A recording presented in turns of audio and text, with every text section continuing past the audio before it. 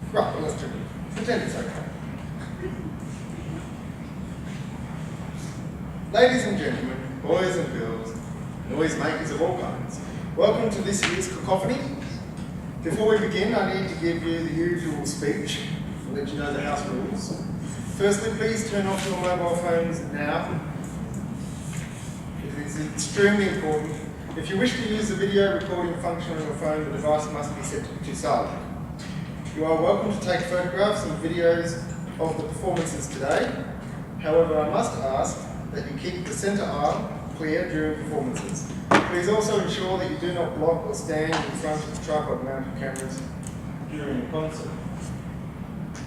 Those interested in ordering copies of the concert DVD will find a form inside the program. The programs that you have been provided with are designed to fit inside of the DVD case. Order forms may be given to my wife Kim or to me, either today or later. During the concert, performers will be asked to come forward in groups. Mrs. Rowland and Mr. and Mrs. Page will assist you to gather your instruments and find your place at the front of the audience. You will return to your families when the next group of musicians is called forward. So, moving on. This year, we were of the opinion that it might be nice to offer an opportunity to the parents, grandparents, cousins and miscellaneous cats and dogs attending today to participate directly in the concert. Therefore, we thought that it would be a sensible idea to invite our diverse community to come together, bringing with them instruments of interest, so that we may all share together a carefully considered and well-rehearsed set of tuneful and harmonious musical phrases. But then we realised that we don't take ourselves all that seriously, and therefore we probably shouldn't ask anybody else to do so either. So the decision was made instead. We would ask people to bring all their wonderful, exotic, culturally significant instruments to share their weird and interesting tones with us, but we would also widen the scope of it. After all, I distinctly remember the unit of high school classroom music in which we all talked most seriously and sensibly about the elements of music, you know, rhythm, pitch, harmony, and so on.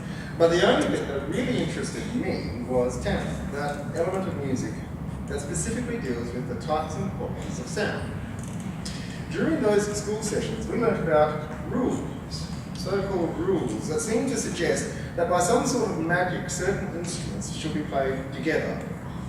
We were also taught, in my case forcefully and repeatedly, that some instruments and qualities of sound most certainly should not be put together, as if there was some oral equivalent to the colour rule blue and green should never be seen. However, I've always taken the contrary view. That fact will surprise some people, particularly those who have not yet spent 40 seconds in my studio. My view, rather, is that there are some wonderful combinations that the great composers simply neglected. Why Bach never wrote a guitar for cello, oboe, and flugelhorn is beyond me, and somewhat of a mystery. And whilst Beethoven, Stravinsky, and Copland have all experimented extensively with wonderful combinations of sound, colours, and textures, none to my knowledge have ever written a duet for harp and bagpipe. And most surprisingly, none of these esteemed composers have ever managed to draw out the explosive symphonic tones of a cheese grater. This is a problem. So today, we shall fix that.